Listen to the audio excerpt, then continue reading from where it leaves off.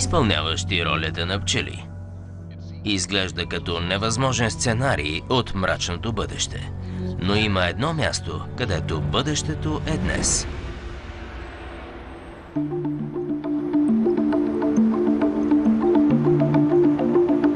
Пекин, Китай. В Китай пчелите са голям бизнес. И ако те успеят, Китай изнася мед, восък, отрова, пчелен прашец. Дори богато на белтъци вещество, наречено пчелно млечице, с което се хранят ларвите на пчелите. Всичко се събира и опакова за консумация.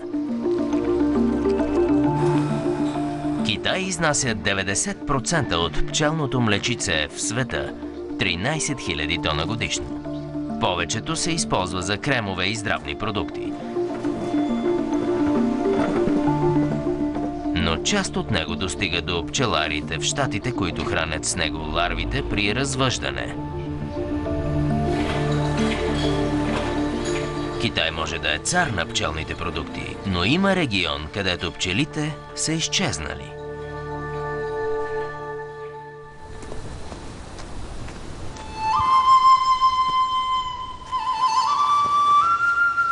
Южната провинция Сычуан.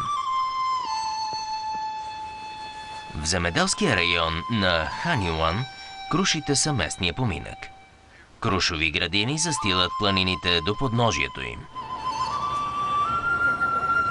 И в центъра на града богинята на крушите дава вечна благословие на годишните реколти.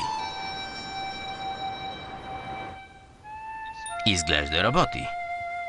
Ханьюан произвежда 80% от крушите в региона. Всяка година през август дърветата натежават от плодове, обвити поединично преди събирането им за защита от насекоми. Едно типично семейство добива около 5 тона круши.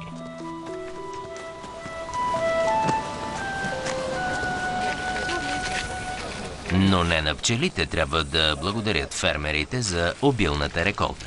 Пчелите тук са изчезнали отдавна. В началото на 80-те неконтролираната употреба на пестициди е унищожила местната им популация и цветните растения, с които те се хранят. Производството на плодове запада и фермерите гледат как поминъкът изчезва пред очите им.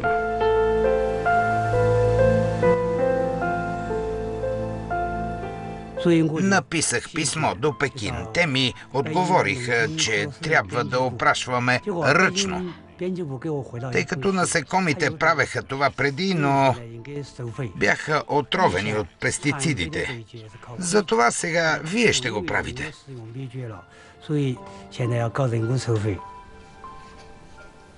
Сега, всяка година през април, фермерите изпълняват ролята на пчели.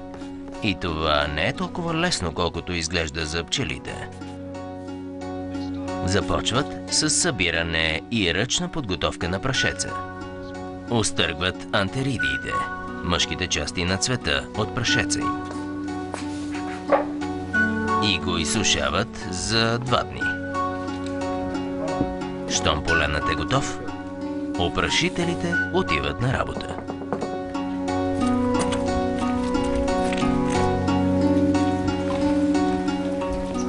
Доктор Танг Я от университета в Сычуан е изследвал процеса на опрашване, прилаган от фермерите в Ханьюан. Днес той е дошъл да види плодовете на труда им. Когато за първи път чух за това, не повярвах. Тази работа обикновено се върши от природата, от пчелите. С нищо повече от пръчка бамбук и няколко птичи пера, фермерът Као Шин Кюан имитира махнатото тяло на пчелата.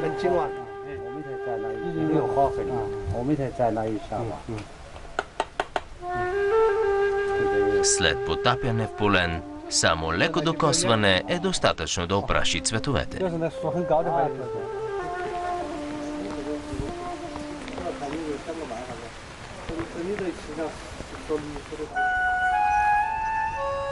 Всяка пролет стотици работници се отправят към дърветата, за да опрашват цветовете поединично.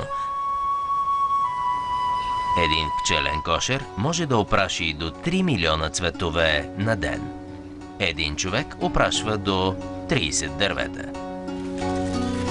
Това е уморителен и скъп заместител за услуга, която пчелите преди извършваха безплатно. Ще ми се нещата да се върнат към естественото състояние. Бих искал пчелите да се върнат, защото положението ни е много трудно. Да се заместят пчелите с хора-опрашители в Съединените щати би струвало над 90 милиарда долара годишно. И тук, в Ханюан, ръчното опрашване може да не просъществува дълго. За фермерите, извършващи ръчното опрашване, това все още е приемливо. Но Китай се променя много бързо. Повечето млади хора отиват в града.